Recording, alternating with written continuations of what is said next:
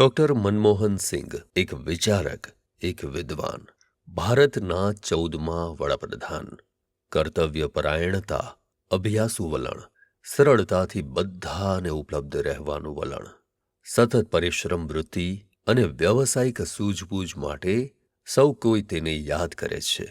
Doctor સિંઘે 1948માં પંજાબ યુનિવર્સિટીમાંથી મેટ્રિકની પરીક્ષા ઉત્તીર્ણ કરી હતી. તેમની શૈક્ષણિક કારકિર્દીએ તેમને પંજાબથી બ્રિટનની કેમ્બ્રિજ યુનિવર્સિટી સુધી પહોંચાડ્યા. 1957માં આ જ યુનિવર્સિટીમાંથી અર્થશાસ્ત્ર વિષયના પ્રથમ વર્ગમાં ઓનર્સની ડિગ્રી તેઓએ મેળવી હતી. જે પછી ડોક્ટર સિંઘે 1962માં ઓક્સફર્ડ યુનિવર્સિટીની ન્યૂફિલ્ડ કોલેજમાંથી અર્થશાસ્ત્ર વિષયમાં ડી.ફિલની ડિગ્રી પ્રાપ્ત કરી હતી.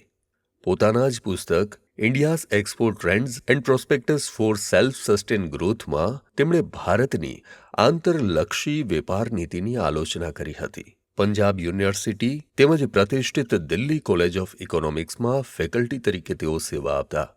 1971માં ડોક્ટર સિંઘ ભારત સરકારમાં વાણિજ્ય મંત્રાલયના આર્થિક સલાહકાર પદે જોડાયા. 1972માં તેમની નિમણૂક નાણાં મંત્રાલયના મુખ્ય આર્થિક સલાહકાર પદે થઈ. સચિવ, આયોજન પંચના ઉપાધ્યક્ષ, રિઝર્વ બેંકના ગવર્નર, પ્રધાનમંત્રીના સલાહકાર તેમજ યુજીસીના અધ્યક્ષ તરીકે તેઓએ મહત્વપૂર્ણ પદ સંભાળ્યા.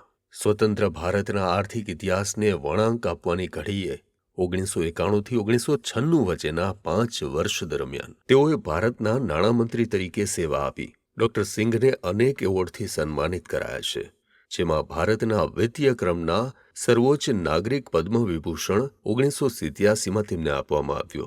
આ ઉપરાંત Jawaharlal Nehru birth centenary award, Euromoney, finance minister of the year, Cambridge યુનિવર્સિટીમાં Adam Smith prize, Cambridge saint John college ખાતે ઉત્કૃષ્ટ કામગીરી માટે રાઇટ પ્રાઇઝથી તેમને સન્માનિત કરાયા છે. આ ઉપરાંત જાપાનના નોન કેઇલાઈ શિમ્બુન સંગઠન સહિતના અનેક સંગઠનો તેમનું સન્માન કરી ચૂક્યા છે. ડોક્ટર મનમોહન સિંઘની રાજકીય કારકિર્દીમાં 1991થી તેઓ રાજ્યસભાનું સભ્યપદ ધરાવતા હતા.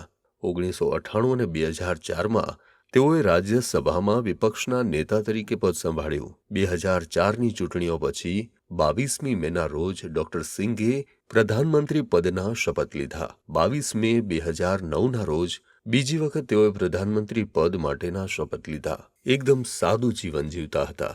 3 દીકરીઓના પિતા ડોક્ટર મનમોહન સિંહને તેમની ઉત્કૃષ્ટ કામગીરી બદલ ઇતિહાસ કાયમ માટે યાદ રાખશે.